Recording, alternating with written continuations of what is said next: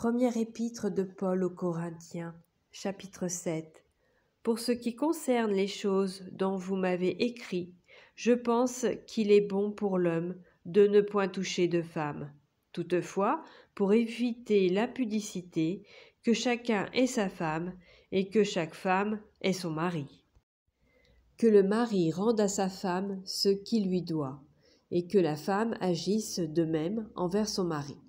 La femme n'a pas autorité sur son propre corps, mais c'est le mari. Et pareillement, le mari n'a pas autorité sur son propre corps, mais c'est la femme.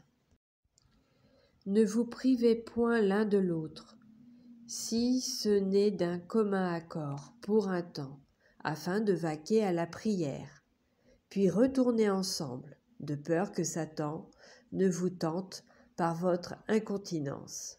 Je dis cela par condescendance, je n'en fais pas un ordre. Je voudrais que tous les hommes fussent comme moi, mais chacun tient de Dieu un don particulier, l'un d'une manière, l'autre d'une autre. À ceux qui ne sont pas mariés et aux veuves, je dis qu'il leur est bon de rester comme moi. Mais s'ils manquent de continence, qu'ils se marient, car il vaut mieux se marier que de brûler.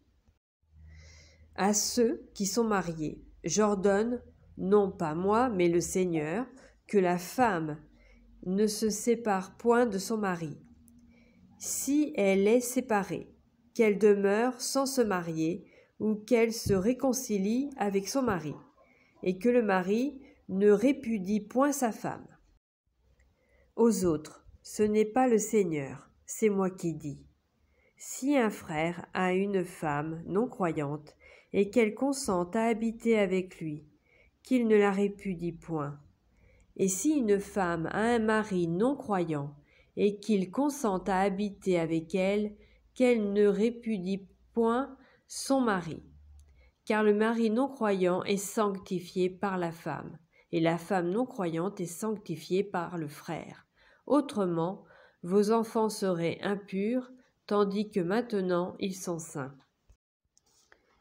Si le non-croyant se sépare, qu'il se sépare. Le frère ou la sœur ne sont pas liés dans ces cas-là. Dieu nous a appelés à vivre en paix. Car que sais-tu, femme, si tu sauveras ton mari?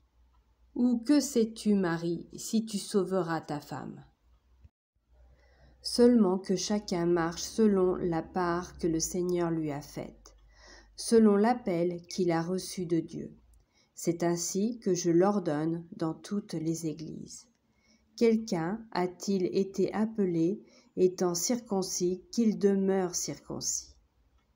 Quelqu'un a-t-il été appelé étant incirconcis qu'il ne se fasse pas circoncire? La circoncision n'est rien, et l'incirconcision n'est rien, mais l'observation des commandements de Dieu est tout. Que chacun demeure dans l'état où il était lorsqu'il a été appelé. As-tu été appelé étant esclave? Ne t'en inquiète pas. Mais si tu peux devenir libre, profites-en plutôt. Car l'esclave qui a été appelé dans le Seigneur est un affranchi du Seigneur. De même, l'homme libre qui a été appelé est un esclave de Christ. Vous avez été rachetés à un grand prix. Ne devenez pas esclaves des hommes. Que chacun, frère, demeure devant Dieu dans l'état où il était lorsqu'il a été appelé. Pour ce qui est des vierges, je n'ai point d'ordre du Seigneur, mais je donne un avis, comme ayant reçu du Seigneur miséricorde pour être fidèle. Voici donc ce que j'estime bon. À cause des temps difficiles qui s'approchent, il est bon à un homme d'être ainsi. Es-tu lié à une femme? Ne cherche pas à rompre ce lien. N'es-tu pas lié à une femme? Ne cherche pas une femme. Si tu t'es marié, tu n'as point péché. Et si la Vierge s'est mariée, elle n'a point péché. Mais ces personnes auront des tribulations dans la chair, et je voudrais vous les épargner. Voici ce que je dis, frères, c'est que le temps est court, que désormais ceux qui ont des femmes soient comme n'en ayant pas, ceux qui pleurent comme ne pleurant pas, ceux qui se réjouissent comme ne se réjouissant pas, ceux qui achètent comme ne possédant pas, et ceux qui usent du monde comme n'en usant pas, car la figure de ce monde passe. Or je voudrais que vous fussiez sans inquiétude. Celui qui n'est pas marié s'inquiète des choses du Seigneur, des moyens de plaire au Seigneur. Et celui qui est marié s'inquiète des choses du monde, des moyens de plaire à sa femme. Il y a de même une différence entre la femme et la vierge. Celle qui n'est pas mariée s'inquiète des choses du Seigneur, afin d'être sainte de corps et d'esprit. Et celle qui est mariée s'inquiète des choses du monde, des moyens de plaire à son mari. Je dis cela dans votre intérêt. Ce n'est pas pour vous prendre au piège, c'est pour vous porter à ce qui est bienséant et propre à vous attacher au Seigneur sans distraction.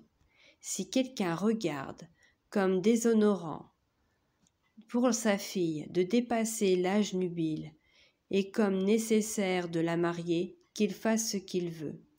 Il ne pêche point qu'on se marie. Mais celui qui a pris une ferme résolution, sans contrainte, et avec l'exercice de sa propre volonté, et qui a décidé en son cœur de garder sa fille vierge, celui-là fait bien. Ainsi, celui qui marie sa fille fait bien, et celui qui ne la marie pas fait mieux. Une femme est liée aussi longtemps que son mari est vivant. Mais si le mari meurt, elle est libre de se marier à qui elle veut, seulement que ce soit dans le Seigneur. Elle est plus heureuse, néanmoins, si elle demeure comme elle est, suivant mon avis, et moi aussi je crois avoir l'Esprit de Dieu.